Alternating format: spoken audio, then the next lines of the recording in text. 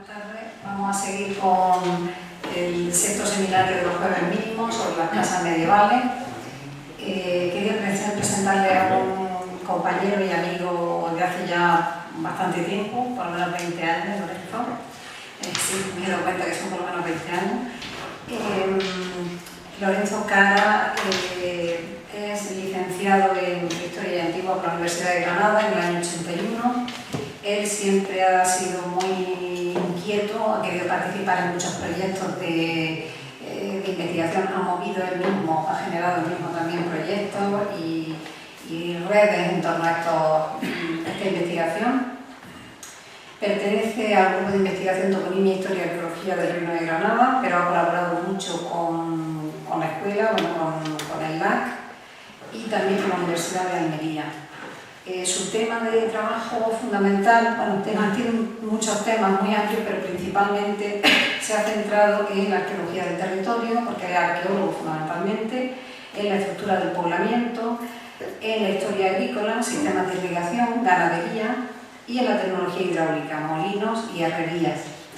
Como digo, él se siente sobre todo arqueólogo, aunque ha trascendido mucho lo que es la etapa de su especialización en historia y de hecho le ha dedicado muchos trabajos a la historia medieval y a la arqueología medieval, pero que recientemente me está comentando, y yo también lo he observado buscando ahora sus trabajos en la web y tal, que empieza cada vez a estar más interesado por todas las etapas, ¿no? Desde la etapa moderna, incluso algunas cosas de historia contemporánea. Ha sido también muy prolífico a nivel científico, ha publicado más de 150 artículos en revistas científicas, congresos nacionales e internacionales, ha publicado 20 libros, de los cuales voy a mencionaros por lo menos algunos. Por ejemplo, el primero en el año 86, Arqueología de la Baja Alpujarra, Hidráulica tradicional de la provincia de Almería, sobre todo la alcazaba de Almería en época califal, Almería islámica y su alcazaba. También ha colaborado, ha sido coordinador de unos congresos que tuvieron mucho éxito, que fueron el congreso Historia y Medio Físico, el agua en zonas áridas, y el segundo fue Agricultura y Regadío en Al-Ándalus, y había hecho un tercero, ¿no?, en 2006 también. Ha sido editor de las actas de una jornada de arqueología en Berja, de donde él es oriundo, Castillo y Territorio en Al-Ándalus, publicado en el año 98, y Ciudad y Territorio en Al-Ándalus, publicado en el año 2000. También ha desarrollado exposiciones temáticas, por ejemplo, el agua en zona árida, Arqueología e Historia en el año 89, la minería de Sierra Gádor en el año 2002 y últimamente la Alpujarra de los Banu Hassan en el año 2006. Él ha trabajado sobre todo, resumiendo, en arqueología desde prehistórica medieval, sobre todo, incluso hasta la época morisca, en la Alpujarra, y también ha trabajado temas de urbanismo en Almería, ¿no? Bien, trabaja en la actualidad, desde el año 90 como arqueólogo en la Alcazaba de Almería y bueno, hasta ahí ya quería decir, no quería decir ya más cosas porque tu currículum es extensísimo. Simplemente presentaron la conferencia que es la evolución de la Casa Andalusí en Almería entre los siglos X y XV. Vale, muchas gracias. Bueno, muchas gracias, Carmen. Muchísimas gracias también al grupo de investigación, a Pedro, a Julio, sobre todo, a Antonio y a Antonio, por esta invitación. Yo no sé si podré merecer este honor, que significa pues, compartir alguna experiencia con gente que está mucho más preparada y que tiene, en definitiva, una formación mucho más específica sobre la vivienda musulmana, o sobre la vivienda medieval. En principio, la charla va a consistir en un repaso, voy a intentar introducir algún elemento cronológico y previamente alguna precisión. Yo creo que los que estamos acostumbrados a la arqueología sabemos de lo que son las limitaciones de la arqueología urbana, incluso de la arqueología monumental, de la que se practica en los monumentos, pero yo creo que es interesante también incidir un poco en esa cuestión. No voy a poder solucionar todas las dudas, es más, creo que voy a presentar muchas más dudas que incluso que propuestas. Pero no obstante, yo creo que en el transcurso de ese viaje que vamos a hacer a la Almería medieval, yo creo que podemos ver algunas particularidades, o incluso discutir o plantear algunas cuestiones que me han llamado la atención y que, pues someteremos pues, a una pequeña discusión o por lo menos gracia en el sentido de que, bueno, yo creo que son interesantes.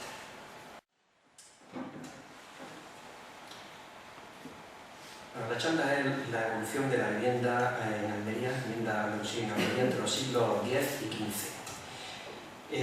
Primero, yo creo que no estamos muy familiarizados con la arqueología que se practica, o que se ha practicado desde hace muy poco tiempo. Es un problema que yo creo que se ha debatido, pero no, digamos, hasta el punto de que pueda condicionar el registro arqueológico. Es una reflexión que no hemos hecho y yo creo que no está de más tampoco a lo mejor plantearla ahora. El que más para olvidar no es el título de una película, sino es el título de una realidad que me llama mucho la atención. Es decir, de las aproximadamente 500 excavaciones que se han hecho en Almería, estamos hablando desde 1985-86, que se hizo la primera, pues son poquísimas las que se han publicado. Yo creo que esto es bastante revelador, no es una circunstancia que sea especial de Almería, sino que de alguna manera es equiparable al resto de Andalucía, pero es que lo que a lo mejor puede ser característico de Almería y de otras ciudades también de Andalucía es la escasa incidencia que tienen esas intervenciones. Estamos hablando de solares que se hacen en un casco antiguo, son muy pequeños, y que además la legislación y la práctica arqueológica consolidada administrativamente impiden que se desmonten lo que son las estructuras. Esto es en principio lo que nos encontramos. El solar tipo de Almería son aproximadamente unos 120-150 metros, de los cuales se vienen a excavar el 70% aproximadamente, y de los cuales nos encontramos estructuras que van desde el siglo XIX, desde la cimentación de las casas del siglo XIX, hasta aproximadamente el siglo XI. Bueno, pues el registro arqueológico, que es lo que nosotros hacemos en la primera planta, la planta arqueológica, hasta la interpretación, pues va una gran diferencia. Esa limitación es fundamental porque nos impide conocer en detalle el desarrollo de esas estructuras que ya de por sí aparecen fragmentadas. Y eso es el gran condicionante que tenemos y de ahí tenemos que partir.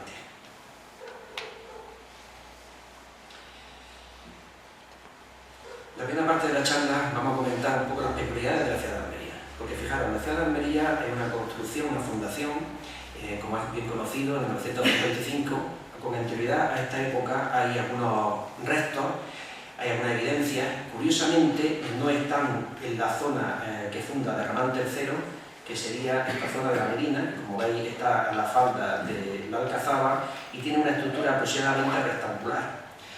Además recorrida por el camino antiguo, que era un trozo de vía romana. Sino los restos más antiguos aparentemente están justamente detrás de la Alcazaba, lo que se llama la Olla. Ahí es donde han aparecido poquísimos fragmentos del siglo IX.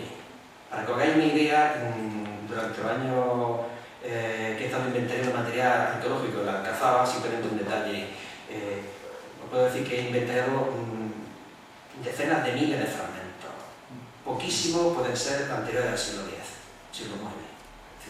Por supuesto, hay tantos romanos, hay romanos de toda la época, no con mucha intensidad, pero hay poquísimo, digamos, de época emigrada. La realidad urbanística de Almería también está condicionada primero por una evolución de la ciudad, desde ese núcleo fundacional que es la Medina, la Malina, hasta dos barrios que van a un lado y a otro, que sería Monsalá y Aljao.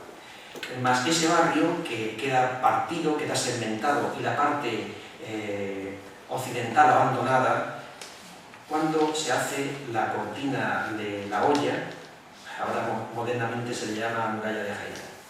Bueno, pues esos cementerios, que en principio corresponderían a las zonas que se van ampliando de la población, tienen una incidencia muy curiosa, y es que, excepto el de la Puerta Purchena, que es este que nos encontramos aquí, que es en Mayor, este sería el Camino de Granada, esos cementerios son de ida y de venida, es decir, en un principio quedan subsumidos dentro de lo que es la población, cuando la población se expande, pero después, cuando la población se contrae, esos cementerios se reactivan, incluso con zonas industriales dentro de la antigua población.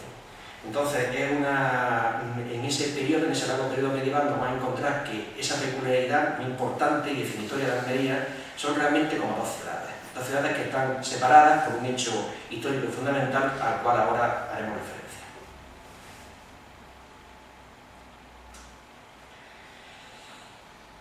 No está de más tampoco conocer lo que es la estructura del agua. La estructura del agua porque condiciona desde las instalaciones hasta incluso el hecho de que algunas viviendas pudieran disponer de agua potable.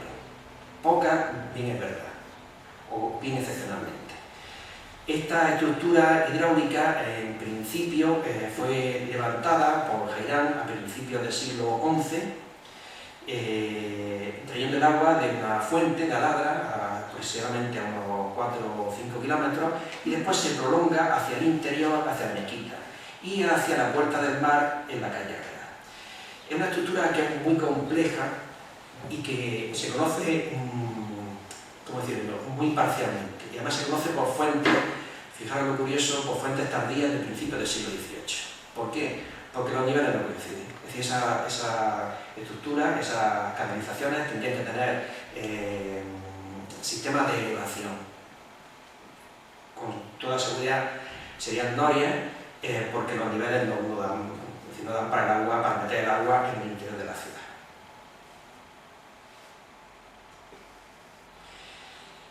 Las transformaciones urbanas que vamos a encontrar también afectan a lo que es la trama comercial.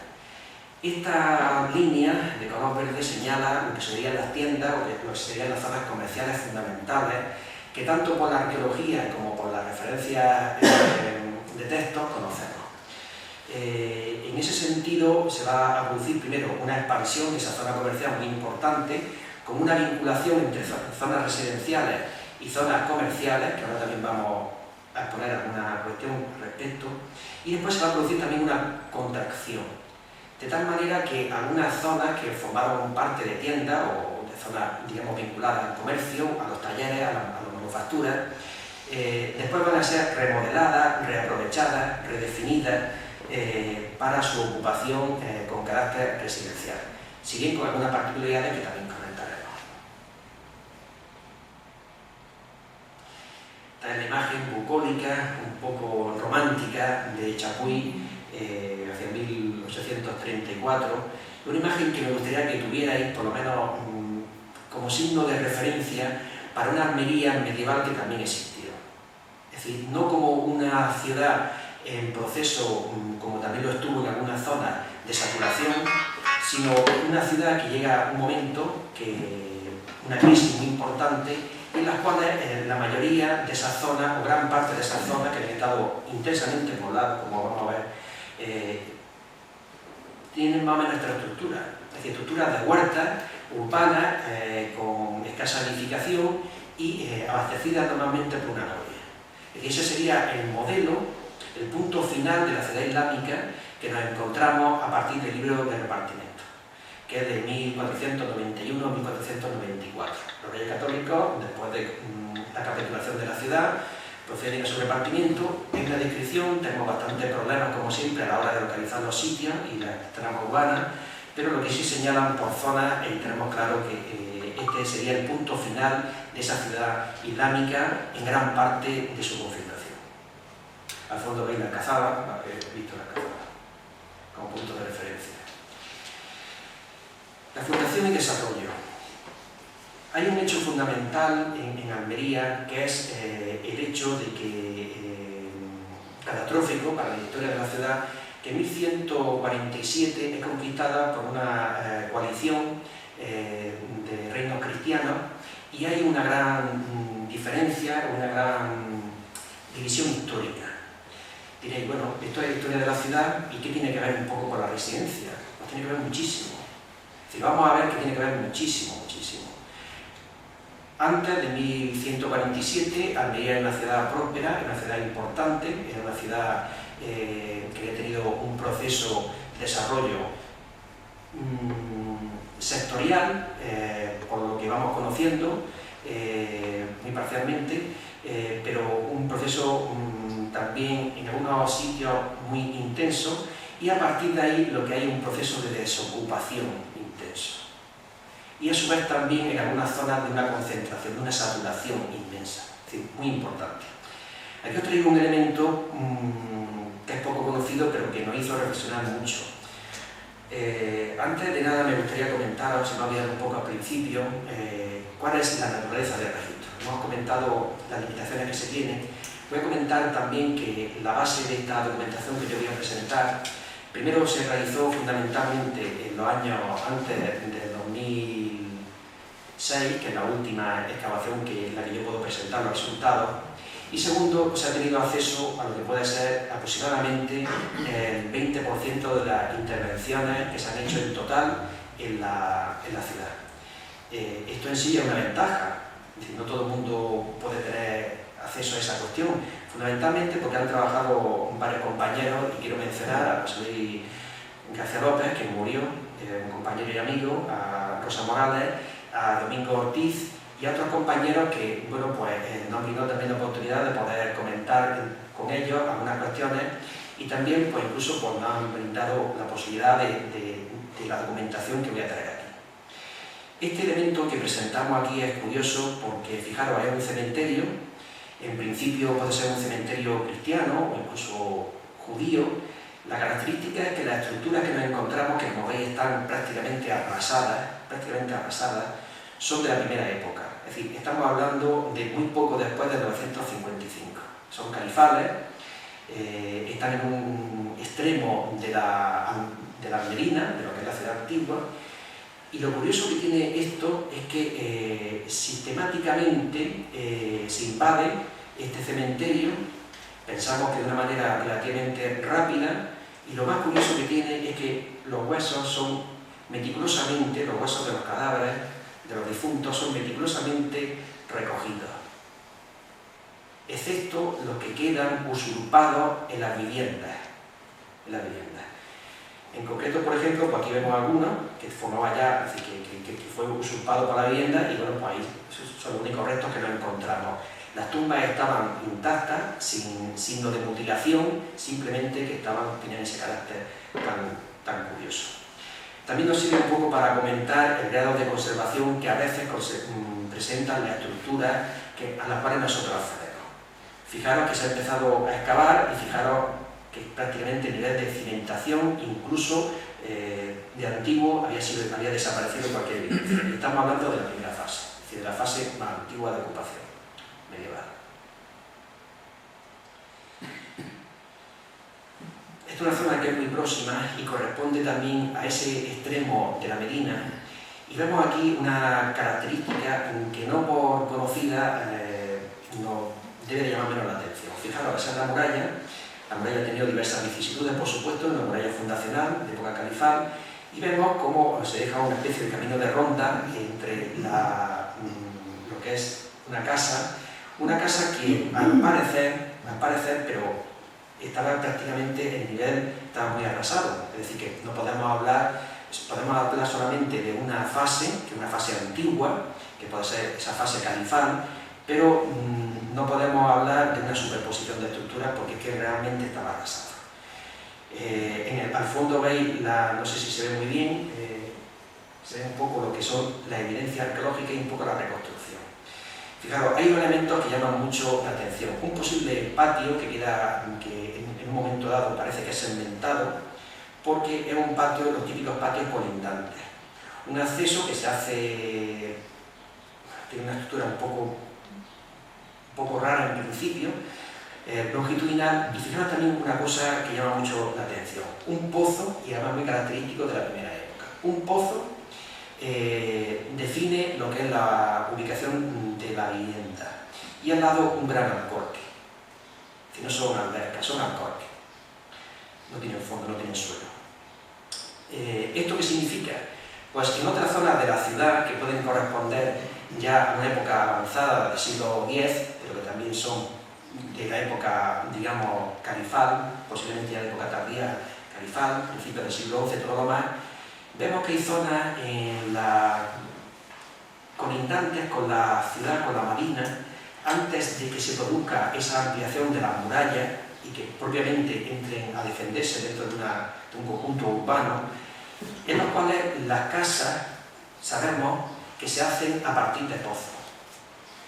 Pero curiosamente los pozos, no sé exactamente qué explicación, esta es una de las dudas, Curiosamente, los pozos a veces coinciden en el patio, normalmente coinciden con el patio, pero otras veces coinciden con un lado del patio, a veces incluso parece que están dentro de la cocina, es decir, tienen una distribución bastante, desde mi punto de vista, bastante aleatoria. Es decir, no se define la casa por el patio, que sería lo más lógico, y en el patio hacer el pozo en el sitio más conveniente, sino que el pozo no tiene un lugar fijo en la casa.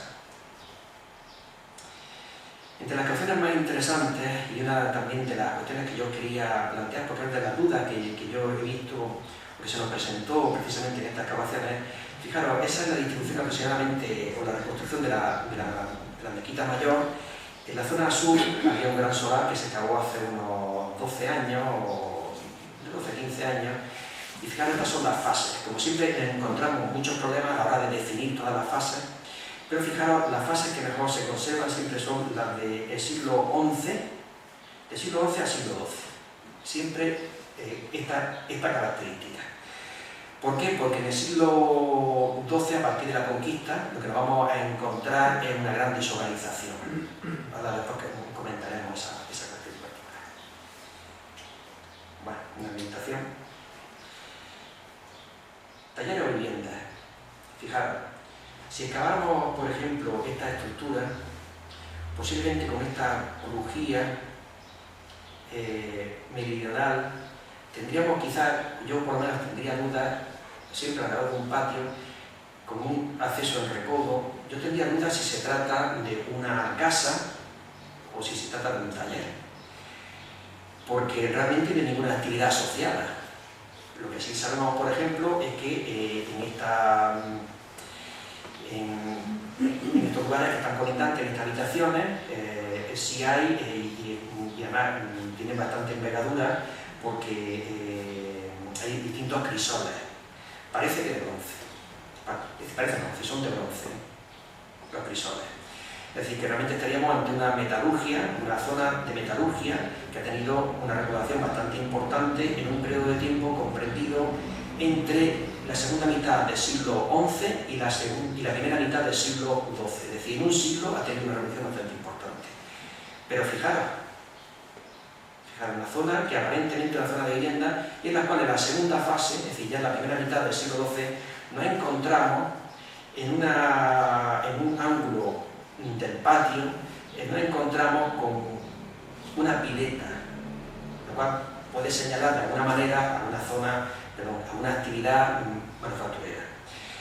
Yo creo que, por lo que he pensado y por lo que de alguna manera también tiene cierta lógica, hay un criterio discriminante que puede ser importante, sobre todo aquí, bueno, hubo la posibilidad de excavar una gran superficie y eso nos clarificó muchísimo las circunstancias, en fin. El criterio discriminante es el acceso acodado o acceso recto. Posiblemente una vivienda y posiblemente un patio con un acceso, digamos, directo, posiblemente un taller. Es algo que también lo planteo por si después podemos encontrar algún elemento de discusión o de comentario de paralelo.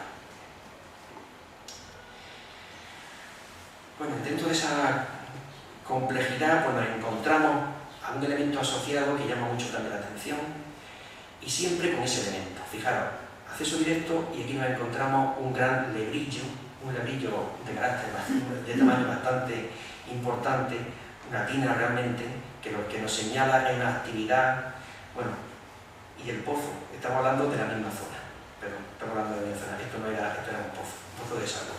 Así que aquí ya sí tenemos la evidencia de que en esa segunda fase lo que se transforma es en una zona abierta, con una tina y con un pozo posiblemente relacionado con el teñido, la tintura, posiblemente, una hipótesis.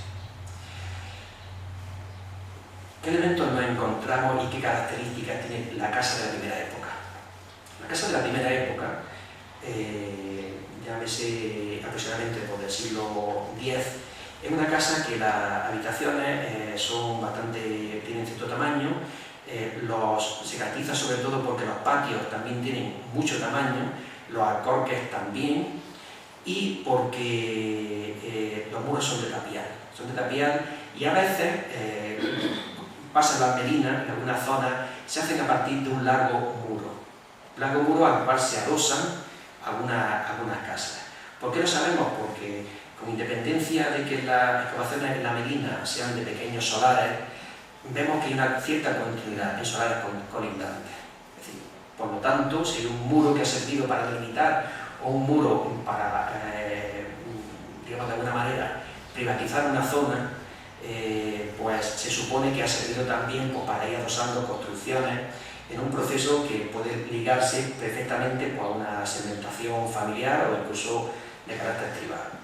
En este caso, las casas son de esta primera época y la característica que tienen es que en las fases siguientes solamente vemos que hay modificaciones en las dimensiones de las habitaciones, pero no modificaciones demasiado importantes. Alguna habitación reduce de tamaño, otras habitaciones amplían de tamaño, pero no hay una gran modificación. Es decir, no hay un gran proceso. Eso que nos puede señalar que la ciudad del siglo X, del siglo XI, sobre todo es una ciudad que está en expansión, que a pesar de que se ha amurallado, dispone de zonas en las cuales puede, digamos, distribuirse la habitación, la residencia. En la otra parte del solar nos encontramos esas limitaciones que yo he estado comentando. Se trata de dos viviendas, o restos de viviendas, mejor dicho, muy superficiales y muy fragmentadas, con una serie de elementos que yo también voy a exponer como un elemento de reflexión. En la primera fase, llámese pues, antes de 1150, no tenemos elementos que, por ejemplo, nos puedan permitir asociar, bajo ningún concepto, o delimitar, mejor dicho, una cocina. Ni una cocina ni un área de almacenamiento.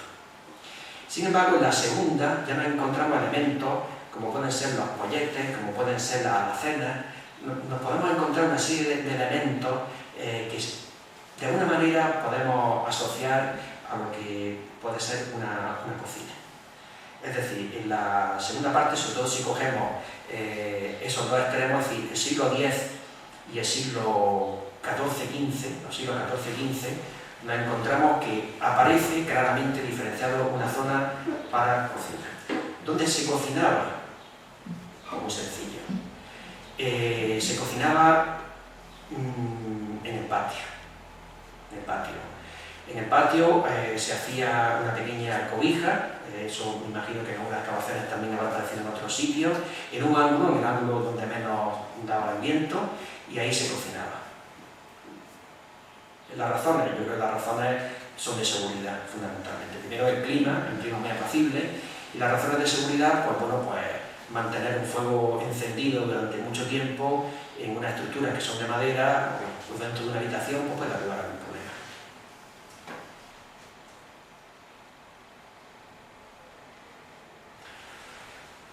Estos son los elementos, las características de esas casas que hemos estado comentando. Fijaros, los muros son de tapial, algunos de ellos, y esto también es otra reflexión, otro elemento característico, algunos de ellos antiguos, desde luego, antiguo se refiere al siglo X, introducen dentro del tapial una especie de contrafuerte o de elemento de sustentación que está formado por sillares. Este no es el caso, esto es un vano que ha sido rellenado con sillares reaprovechados, sino, bueno, no he traído ninguna foto porque realmente los ejemplos son escasos, pero son muros de tapial que además los sillares apenas se ven, es decir, no tienen una función estética, tienen una función quizás de refuerzo.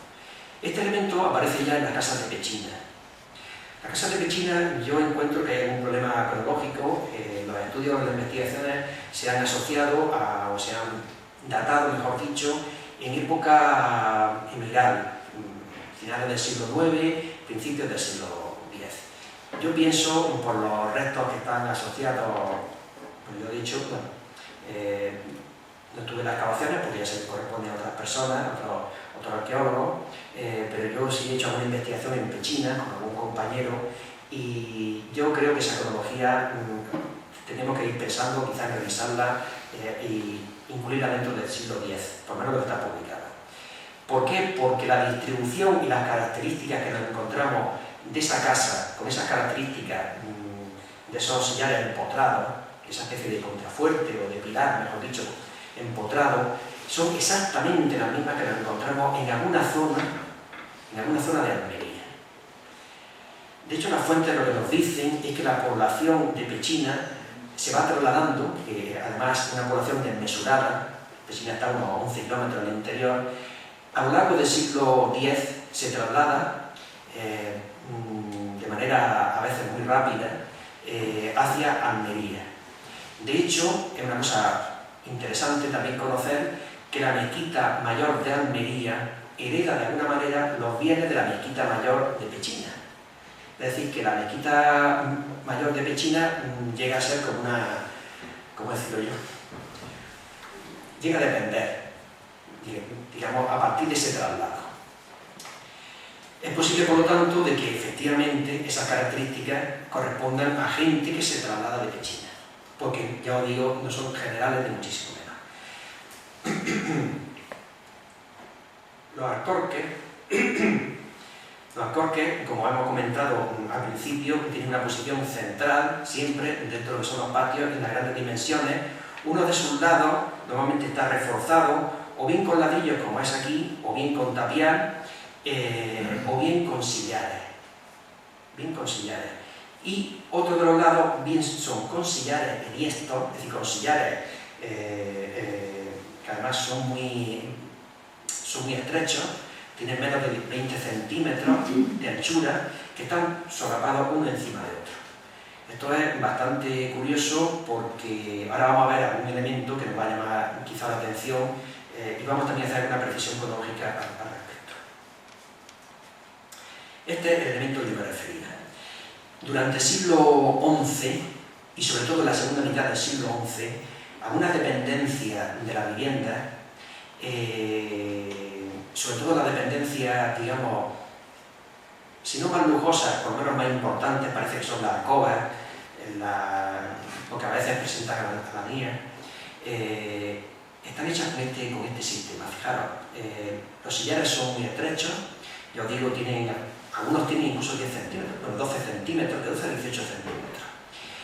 Veis que están desbastados bastante burdamente y es porque tienen enlucido. Aquí se ve, hacia abajo se ve que tienen enlucido, ¿veis? Y se hacen incluso pues, elementos constructivos. Estos sillares plantean un problema. Estos sillares son de reutilización o son de canteras que estaban abiertas para aquel entonces. No tengo una respuesta, porque a veces el corte puede ser de reutilización, pero desde luego desbastados y acoplados perfectamente. El problema de Almería es que la ciudad califal se funda con una muralla de piedra. De hecho, las fuentes árabes le llaman la ciudad de piedra. Mientras que la ciudad posterior, la ciudad del siglo XI, la ciudad que amplía Jairán a partir del 1014, pues esa ciudad le dicen ciudad de tierra, es decir, ciudad de tapial. ¿Qué es lo que pasa? Pues llegado aproximadamente principios del siglo XII, hay una fuente un poco confusa que nos habla de que los almorávides habían impuesto una tasa especial para reconstruir las murallas. Yo pienso porque estas construcciones, estas viviendas, normalmente dan una cronología anterior. Yo pienso que esas murallas de piedra estaban siendo desmontadas ya o reparadas, mejor dicho, en el siglo XI, en la segunda mitad del siglo XI. Lo que pasa quizá que los almorávides quizá adopten una política o el rastro documental sea en este caso el que no ha dejado esa huella, ¿no? Digamos. Este no tanto es una característica, digamos, curiosa. Bueno, este es el elemento Yo comentaba esa gran diferenciación entre esos 10 años de conquista cristiana, 1147 y 1157, y aquí vemos de los pocos elementos que nos han dejado. Estos son las murallas de San Cristóbal, lo que conozcáis Almería. Desde luego, pues siempre sorprende. Hay diversas opiniones con respecto a esas murallas. Yo creo que se merecen una gran investigación. De hecho, la cortina de la olla, bueno, una restauración, un seguimiento arqueológico, yo creo que fue clarificador en cuanto a la cronología, pero en fin, hay un gran debate sobre la cronología de esa muralla. Lo que sí está bien claro es que esas torres, esos torreones de sillares, sillarejos, se adosan. Es decir, que hay muralla anterior a esos sillares, a esas torres ultracirculares, y hay reparaciones posteriores, siempre medievales. Por supuesto, una característica tan llamativa en cuanto a composición y en cuanto a estructura, en cuanto a construcción, pues se puede asociar perfectamente, incluso a nivel de estratigrafía muraria, se puede asociar perfectamente a ese periodo.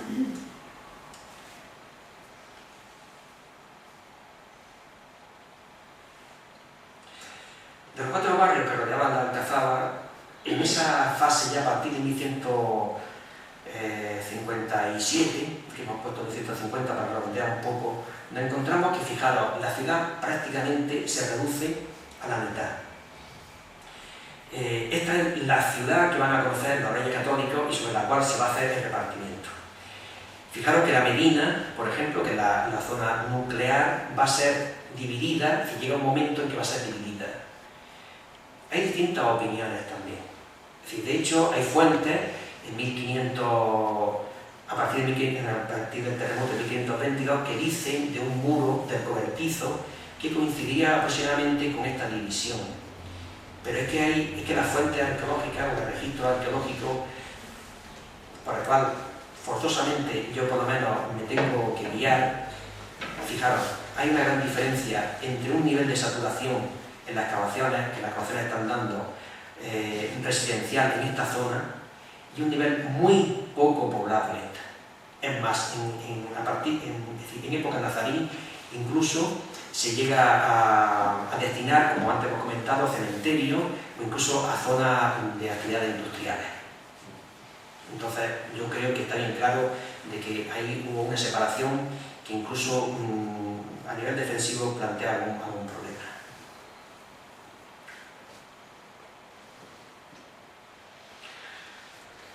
Estos son unos cómputos, yo creo que son un poco optimistas. 30.000 habitantes, pasados unos 5.000, son estimaciones. No le hagáis mucho caso, son más bien para que nos hagamos una idea un poco de qué magnitudes estamos hablando.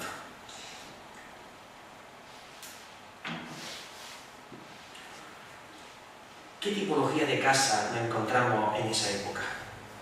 La tipología de casa es la característica, y yo creo que eso es un problema por lo menos que en Almería tenemos. Es decir, la típica casa musulmana de 3 crujías, la del centro coincidente con el patio, ese es el modelo de casa, con sus variantes, por supuesto. 2 crujías, patio a un lado, abajo, arriba, hacia el norte, al sur, mejor dicho, etc. Esta casa es una casa excepcional, que además se tuvo ocasión de excavar en 1953, una cosa excepcional. Participó incluso Torres Balbás, por lo menos hay una noticia, esta planta se conoce a partir de una noticia que aparentemente, o presumiblemente, mejor dicho, va a hacer, aunque no la firma, en la revista Al-Ándalus, y parte de esa documentación después con el tiempo hemos accedido a ella. La casa era realmente impresionante, se destruyó completamente, y lo que sí podemos saber es que desde luego los planos son exactos porque se hicieron por un delineante que además era aficionado a la arqueología, que participó en la excavación. Veis por la típica estructura, el pórtico, que es un elemento excepcional ya de por sí, además en una casa con esta cronología. Estamos hablando de la segunda mitad del siglo XII, incluso con una tradición bastante importante en la lacería, incluso es posible de tradición almorávide. una casa que además introduce, aparte del alcohol, introduce la alberca y también introduce un aljibe dentro de la propia casa, dentro del propio patio. La parte sur no se pudo excavar porque estaba cortada ya por la rambla de la Chanca. Es decir, se excavó, veis que incluso, pues, aparentemente también estaba adosada a un gran muro. ¿Qué nos está diciendo esta casa? Esta casa además tuvo elementos reutilizados con anterioridad. Esto nos está diciendo una cuestión muy importante que me gustaría que tuviéramos claro. Cuando los almohades reconquistan la ciudad de Almería, se produce lo que particularmente y de manera provisional yo hace algunos años denominé refundación de la ciudad. Es decir, reislamización de la ciudad primero a través de la mezquita, que por supuesto se redecora en Mirraf, pero no solamente eso, sino que hay algunos elementos más decorativos, se introducen una serie de elementos en la zona, en la zona principal de la mezquita, y se puebla después de 10 años, en el poder de los cristianos, se puebla ¿cómo decirlo yo?, muy diferencialmente lo que es la población. Pero en todos los barrios, en esos 3 barrios que antes hemos comentado, se van poblando, es decir, hay restos almohades, hay evidencia de casas almohades. Lo que pasa es que no forman una estructura urbana. Es una cosa muy curiosa. Con 2 tradiciones. Primero, una tradición de reocupar los antiguos espacios y reaprovecharle. Los muros que todavía estaban en buenas condiciones se reaprovechan como cimentación, para realzarlos.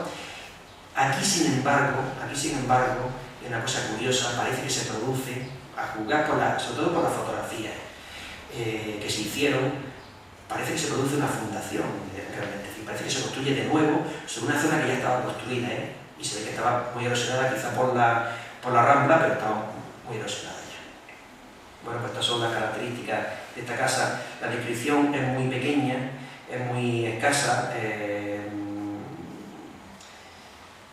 no sé, la estructura yo creo que es bastante definitoria de una casa muy excepcional ya, incluso para la época y sobre todo en Almería.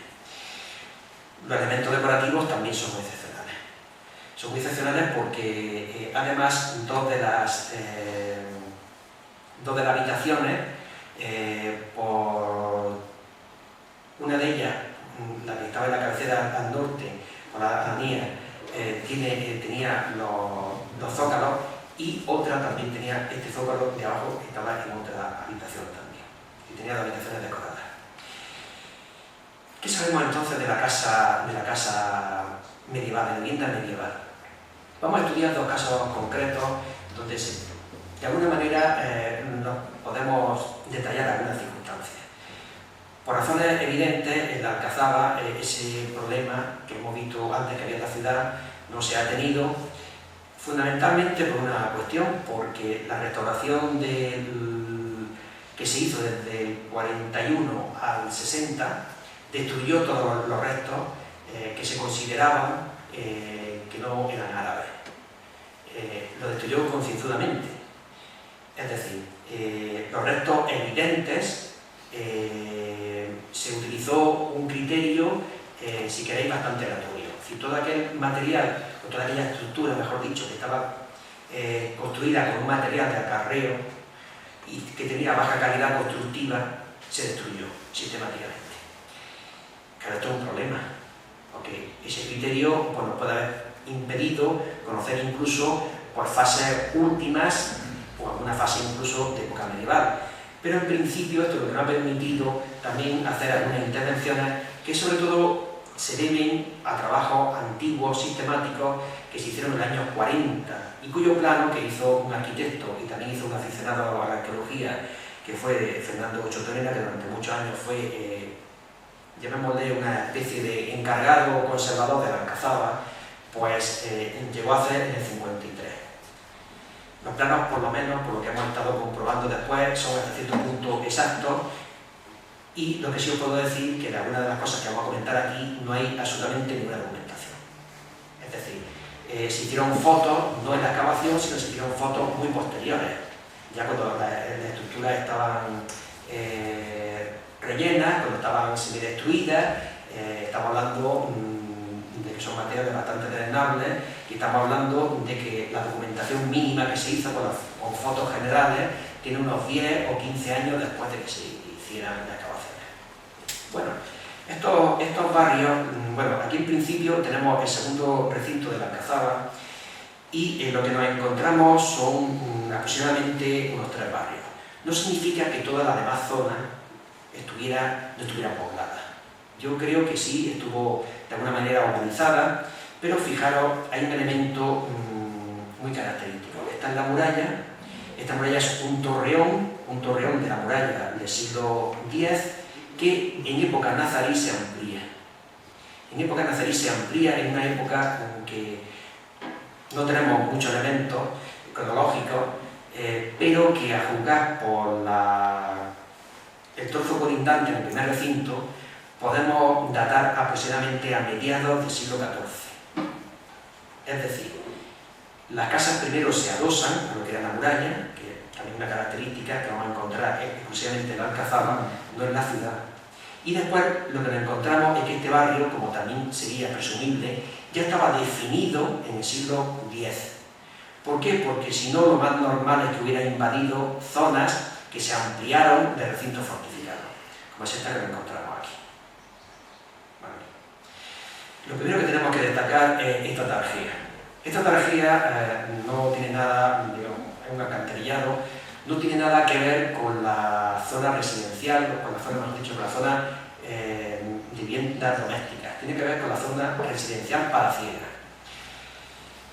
Creemos, o yo por lo menos creo, que podría ser la zona de desagüe de un patio que estaría colindante con esta zona a partir de una posiblemente alberca, porque todo, ya os digo, está muy mal documentado.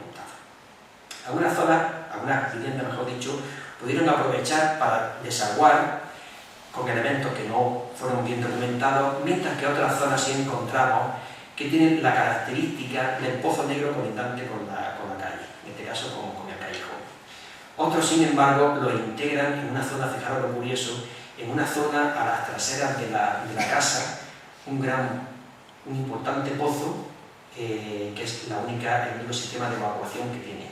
Esta estructura de casa es muy particular y a mí particularmente me presenta,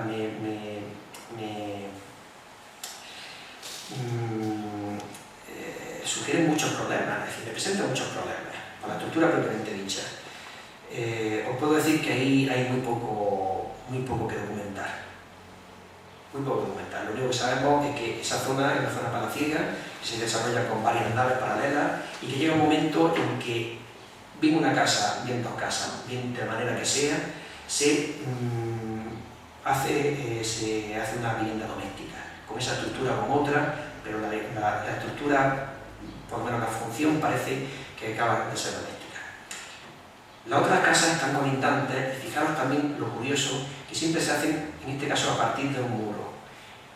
Aquí también tenemos que tener cuidado, porque este muro es el muro de cierre de la zona palaciega, en cuyo caso es normal que se vayan adosando. Esta estructura, que en principio son las casas, se conocen la Alcazaba, se reconstruyeron de manera bastante peculiar, bastante pintoresca. Alguna excavación ha dado puntualmente alguna modificación, pero la estructura general de esa casa parece que es la que se ve reflejada. Ya os digo, con mucha... En fin, si vais allí, pues veréis algunas anomalías que todo el mundo nos puede llamar la atención. Entre ellas, por decir alguna, esta dependencia se transformó en esa restauración del año 60, se transformó en una cocina con un pollete alto, que finalmente después en la puesta en valor se ha desmontado, y tenía una entrada desmesurada desde todo el punto de vista. Una entrada de casi 2 metros, bueno, 1,80 metros, no es una entrada, una puerta que sea normal. ¿Qué nos encontramos también? Pues encontramos, fijaros, la calle, el patio, esta estructura, toda esta parte, todas estas crujías son perimetrales, son pura interpretación. ¿Por qué? Porque no se ha excavado. no se ha excavado. Es decir, lo único que conocemos es prácticamente esta estructura. Pero es que además esta excavación que se hizo aproximadamente hace unos 6 años, 6 años creo que fue, tampoco se ha publicado. Tampoco se ha publicado, por lo tanto, pues bueno, pues yo como tiene todavía propiedad intelectual, pues yo pienso que yo hice mi hipótesis antes de esa cuestión y yo espero que algún día se pueda publicar. No hay que adelantar tampoco que no cambia mucho lo que es la estructura, pero sí hay alguna particularidad que es interesante y que sus excavadores pues, tendrán que comentarla ya directamente. ¿De qué material estamos hablando y por qué yo puedo pensar que una cronología avanzada, por lo menos la de estas casas? Porque el material esto es completamente de acá arriba. Los muros son de tapial, son de ladrillo, son de mampostería, es decir, hay una baja calidad constructiva, hay incluso una recimentación de los muros, lo cual significa de que estamos hablando de un periodo, por supuesto, hay muros, los muros de los que parten esta estructura son muros de tapial, y son muros sólidos, eso sí. Es decir, lo que es la estructura de la cual se articulan estas casas o estas viviendas, hipotéticamente estas 4 viviendas, parten de una distribución que ya se hizo desde la fundación. Por las características constructivas, la familiaridad que yo puedo tener en la Alcazaba deben de ser del siglo XI, por lo menos esa fundación. Más interesante incluso puede ser este tercer barrio que nos encontramos, fundamentalmente porque aquí nos encontramos también estos 2 patios colindantes, lo cual es uno de los elementos que yo creo que a partir de las investigaciones que se realizaron sobre todo en Murcia, y que aquí tenemos personas que pueden hablar mucho mejor de ellas, yo creo que de alguna manera se asocian a esa partición, a esa segmentación, a esa división, subdivisión que se hace de casas mayores. Otras claramente parecen haber perdido una crujía, como son estas de aquí.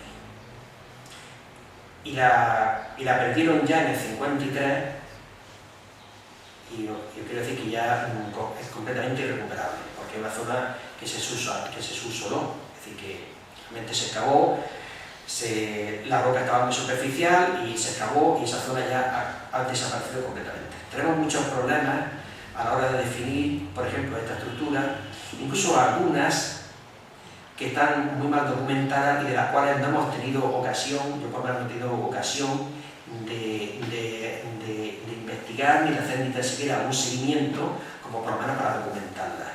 Estas estructuras que parece que están adosadas, en la entrada de estas casas. Estamos en el primer recinto. En el primer recinto nos encontramos con dos barrios. Fijaros por aquí, lo que conocéis la Alcazaba, esta es la Puerta de la Justicia, la puerta principal. En época nazarí se le coloca un patio que obliga a recodo y que de alguna manera cambia lo que es la distribución de los accesos. Esta excavación la hizo Carmen Mellado, la documentación se conserva en la Alcazaba, la hizo hace aproximadamente quizá unos 15 años, y es una excavación que, sobre todo permitió documentar una serie de viviendas de grandes proporciones y una única fase de vivienda, una única fase de ocupación, con una remodelación, si bien es verdad.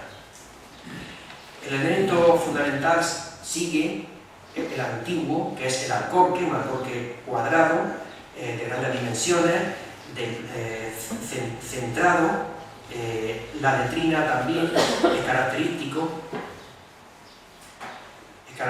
la letrina, colindante con la muralla para desagüe. Como elemento muy curioso, para que visitéis la Alcazaba, hay una serie de desagües de antiguo, que yo antes de la excavación no sabía exactamente a qué obedecían, y efectivamente son los desagües de la letrina. Están a un nivel bastante bajo de la muralla y que justamente pues, era el nivel de ocupación. Este nivel de ocupación además digamos, da lugar a un barrio en el cual la casa fundamental parece que es, o la casa inicial parece que es la central, a la cual se adosan una por el este y otra por el oeste, además provocando un fuerte desnivel que obliga a una escalera para acceder a una bóveda que por las investigaciones que se hicieron podía ser un aljibe que además sirvió o que coincide en parte con la torre, con la torre de los espejos. Estos elementos,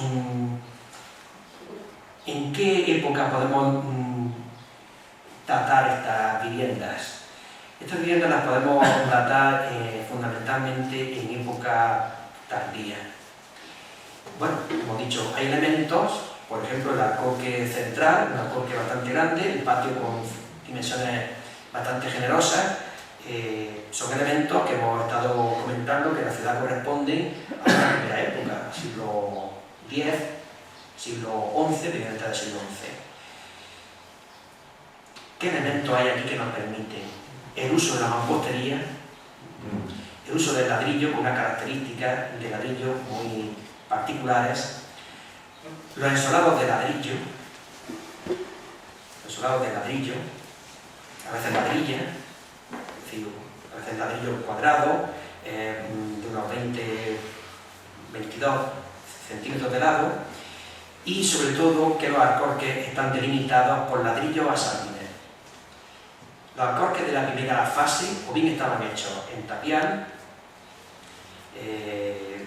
a veces reforzados con ladrillo, con mampostería, cuando había alguna pequeña rotura, y en el siglo XI, la segunda mitad del siglo XI, estaban hechos con ladrillos enhiestos, con sillares enhiestos, delimitándolo perfectamente, lo cual aquí no se reutiliza para nada. Esto es este primer barrio, este es el barrio tercero, primero que vamos a enfocar, y este es el barrio segundo. Este barrio presenta una característica muy curiosa. En principio son dos casas, con un patio también muy importante, aparentemente con un acceso directo al patio, lo cual también llama la atención. Una calle que además tenía su suelo de mortero. En principio una calle con suelo de mortero, diréis, una cosa bastante excepcional. Pero es que lo excepcional aquí es lo que os voy a comentar. Lo excepcional aquí es, y por eso yo, primero por las dimensiones, que son bastante, en fin, no se acabó todo, pero se acabó una parte importante. Esta calle puede tener aproximadamente de anchura unos 7 metros, aproximadamente, mejor dicho, de longitud, y que daba lugar a una puerta. Esto que veis aquí es una puerta que estaba tapiada, y la cual permitía, con un cierto desnivel, bien es verdad, acceder al exterior.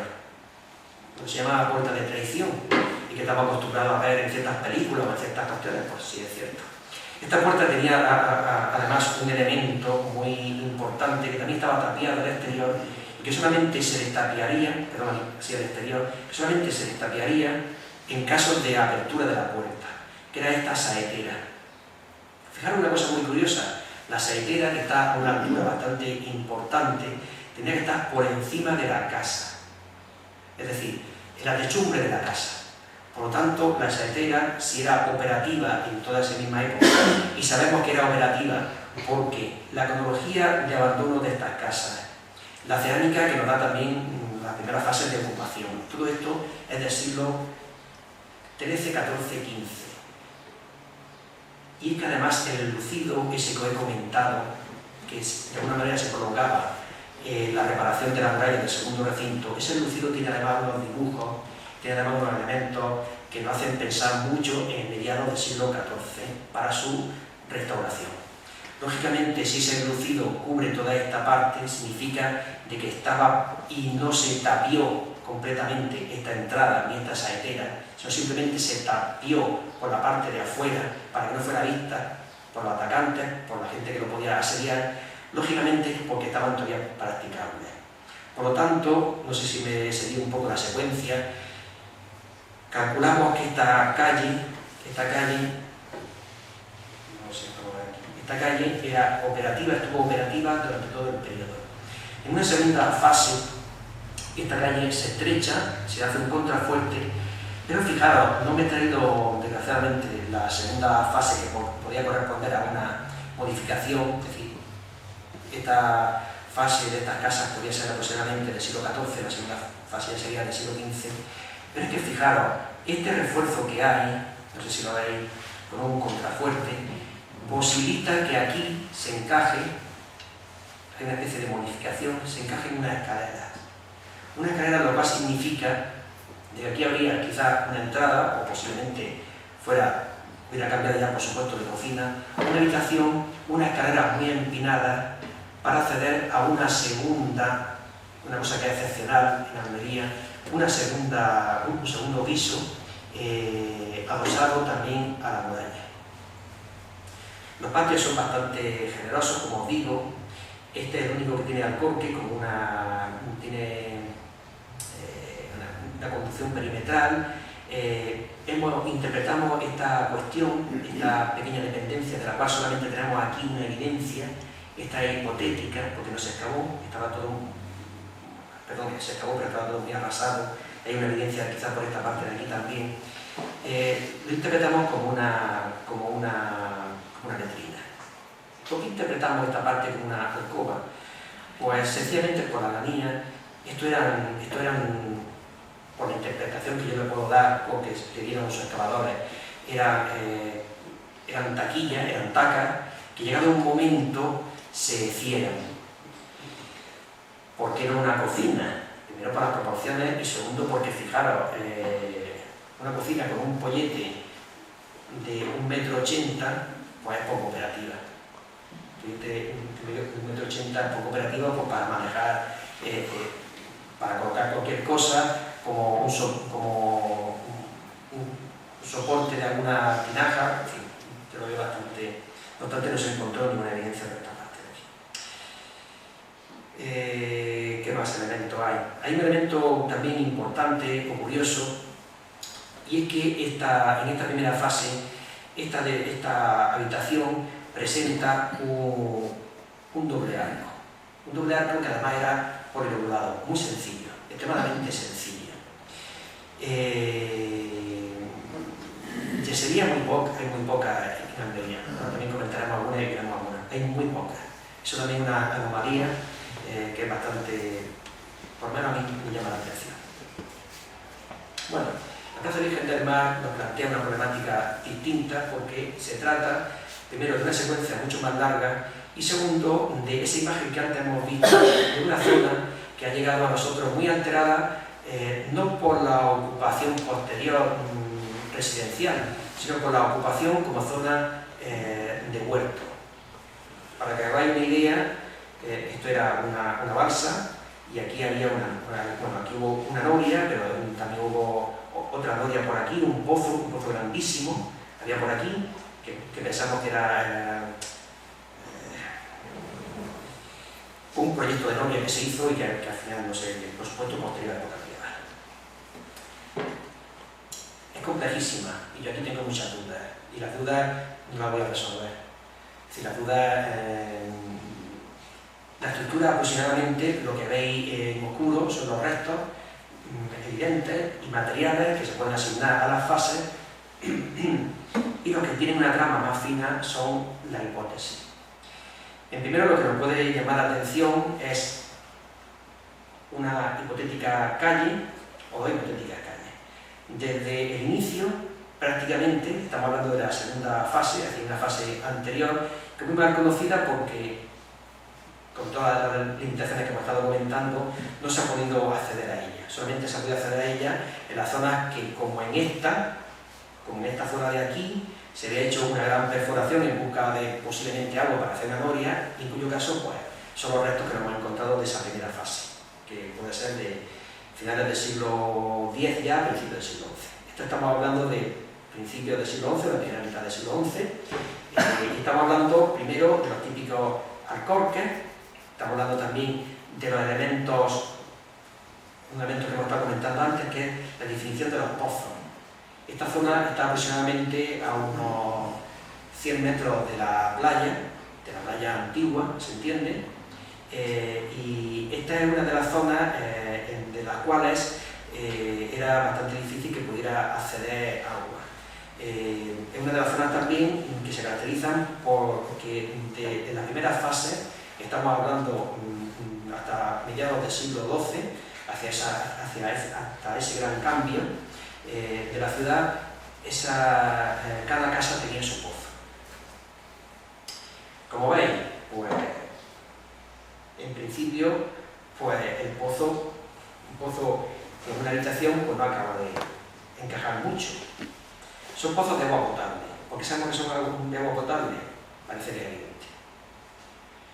Por la estructura que tienen, son cilíndricos, los pozos de desagüe, digamos, los pozos negros, tienen una estructura bastante distinta. Y por supuesto tienen un tratamiento mucho más descuidado. Son pozos que incluso pues, parece que podrían tener hasta sublocal. Los alcorques, siempre con esa característica bastante importante, siempre aproximadamente centrados, en algún caso también, bien es verdad, adosados, y después nos encontramos una serie de estructuras que tienen aproximadamente, la más larga tiene aproximadamente 3,5 metros, pero normalmente tienen pues, 1,5 metros, la más pequeña, 1,70 metros, 2,20 metros, bueno, me parece que tienen 3 metros, me parece que no llega a 3 metros, que además están adosadas a este muro, lo han interpretado como tiendas. ¿Qué es lo que pasa aquí? No sé lo que pasa aquí. No sé lo que pasa aquí. Necesito saber lo que pasa aquí. Aquí, efectivamente, hay ángulos, después vamos a ver también que hay transformaciones, exactamente no sabemos. La segunda calle, desde el principio, tiene una canalización, tiene un alcantarillado que va justamente hacia el norte, tiene distintas dependencias y tiene sobre todo una estructura que además hace un ángulo, una estructura de un gran porte, una estructura importante. La segunda fase, la tercera fase, que ya podemos datar a mediados del siglo, segunda mitad del siglo XI, es una modificación, una compartimentación, alguna segmentación también, el alcorque se va haciendo más pequeño en este caso. Aparece también alguna zona con un pequeño horno, posiblemente una letrina que desaguaba, eso sí lo sabemos, a lo que era Tarjea. Y la estructura tal y como nos la encontramos. La estructura.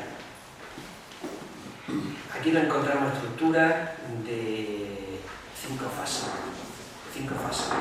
De ella la última, fijaros la diferencia, con ladrillo, con mampostería, con material reutilizado. Esto sería justamente una crujía, esto sería una habitación, aquí tenemos, no sé si lo ven muy bien, ¿cómo se llama? Un zócalo pintado,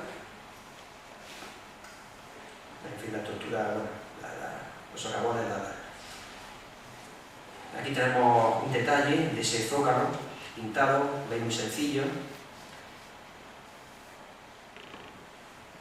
Estaría situado aproximadamente en esta zona de aquí. Algunos puntos de referencia, por ejemplo, este muro de aquí y este muro de aquí, corresponden ya, ahora lo vamos a ver interpretado, corresponden a la última fase de ocupación medieval. Este pozo de Noria, que también corresponde a la última fase medieval y que no tiene correspondencia ya a ninguna fase de ocupación que no sea ya moderna, que no sea moderna contemporánea. Seguimos con las fases medievales. Nos encontramos una modificación muy importante. Bueno, las casas siguen habitadas, siguen modificándose. El pozo en esta vivienda parece que por fin se integra en una cocina, pero todavía sin ningún elemento distintivo. Obviamente que podamos asociar, o que yo pueda asociar a cocina.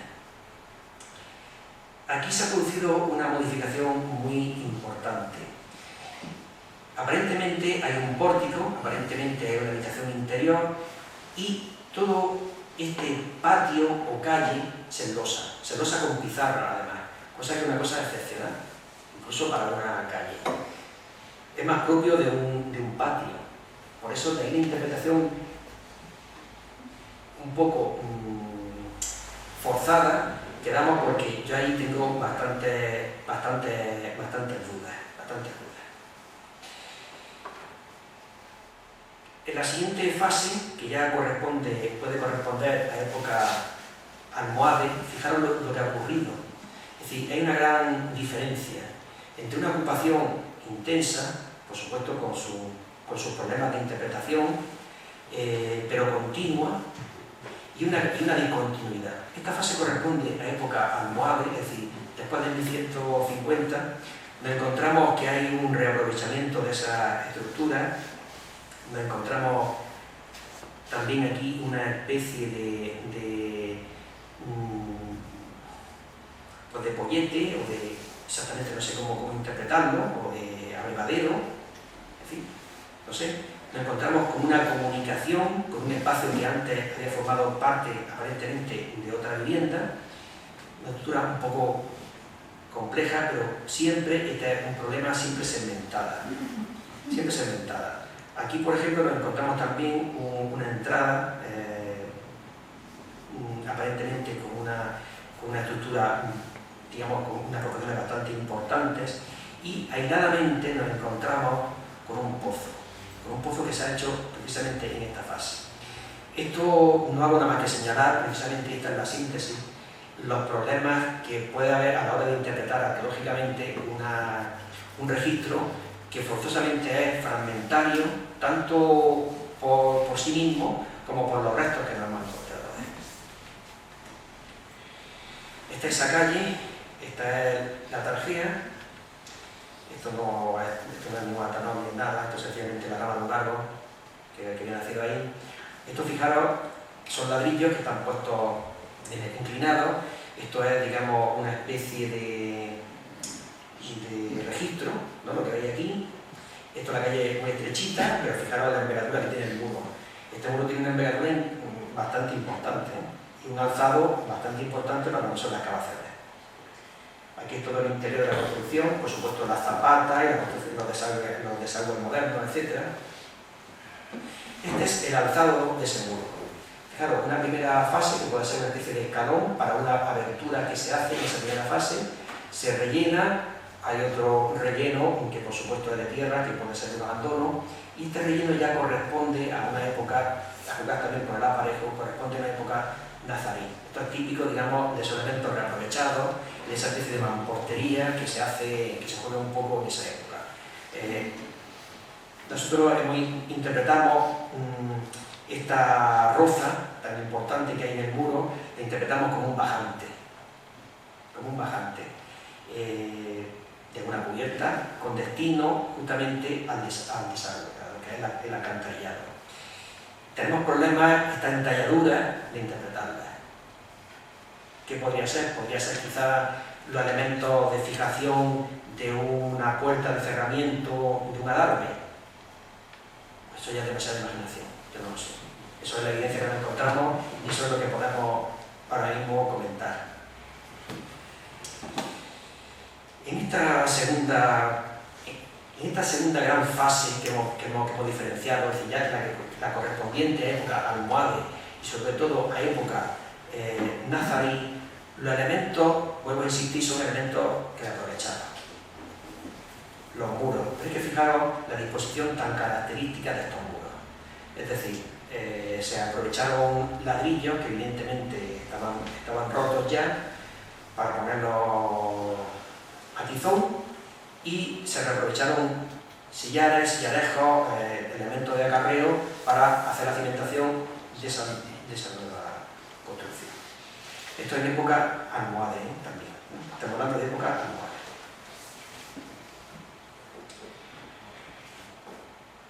¿Qué aparece en época nazarí? Por supuesto, ¿cómo podemos datar un periodo de otro o una cronología de otra?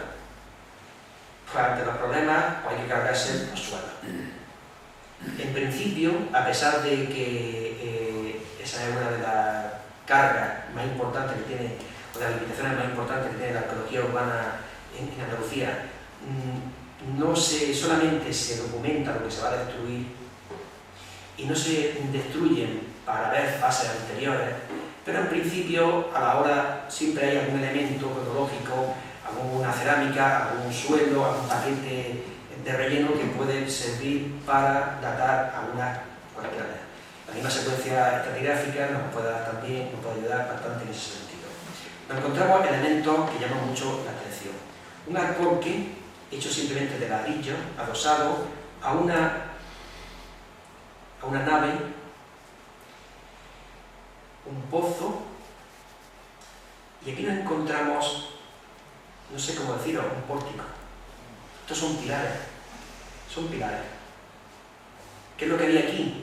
Gran parte desapareció, con esa gran del monte que se hizo ya en el siglo XVIII, siglo XIX, para hacer la noria, pero sobre todo desapareció porque en la siguiente fase, fijaros lo que aparece un camino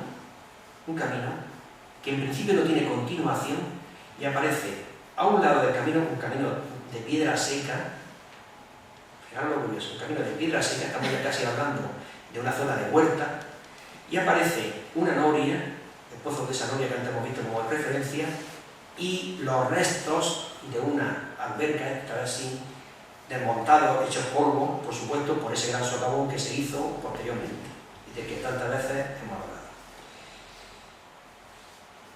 Dudas, muchas dudas. Hay incluso una posible puerta de recodo. ¿Dónde recodo? Bueno, un recodo, una estructura un poco, a mí me llama la atención. ¿Y qué elementos encontramos? Digamos, por elementos que encontramos más decorativos, o que de alguna manera son suntuosos, encontramos algunos dibujos a la almagra. Estos son, digamos, hay otros, es decir, no es un elemento precisamente excepcional en Almería, de época intermedia, de primera época nazarí, época almohades sobre todo. Encontramos esa tradición, que es una tradición con dibujos locales que yo creo que es bastante curiosa. Esto además son sirve de secuencia, ¿no? Una estrella de varias puntas, después una especie de ajedrezado con elementos centrales que no están pintados, con sus cenefas verticales, en fin, una serie de... tiene cierto valor decorativo. Y otros elementos suntuarios que son quizás más significativos, pero que son totalmente excepcionales y que aparecen totalmente descontextualizadas. Este arco, bastante erosionado, por cierto, con la decoración, y esta decoración también que tiene cierta finura estética, por supuesto en un patio bastante blanqueado, ya de edad antigua. Y yo con esto finalizo este repaso apresurado por la vivienda medieval y agradeciendo vuestra atención.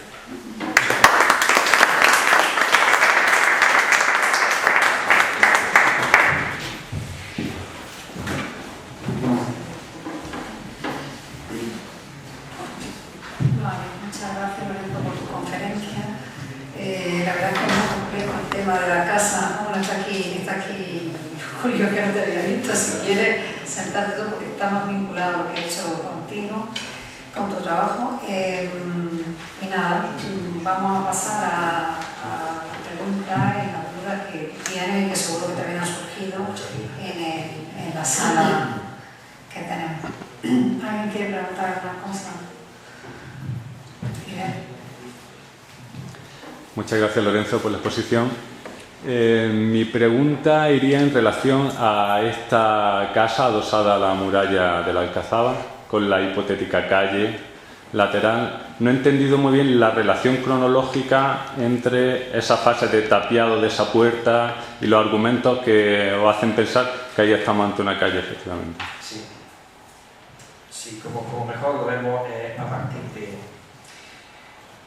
es complejo porque además tiene que verse desde dentro de la Alcazaba y desde fuera, porque porque si no, no se acaba de comprender demasiado bien. Fijaros, en principio nos encontramos una muralla. Hasta este punto llegamos, una muralla que se define en el siglo X. Esta muralla tiene distintas fases, por supuesto, y en eso no vamos a entrar. Tiene una fase que es muy amplia de restauración de época medieval, en las cuales todas las distintas reparaciones que se han hecho en el curso del tiempo se unifican con un enlucido de tapial de cal blanco. La Alcazaba en un principio era blanca por la riqueza de cal que tenía el tapial, o la blanquecina, mejor dicho, y después ya en la última época se le da un enlucido completo de cal.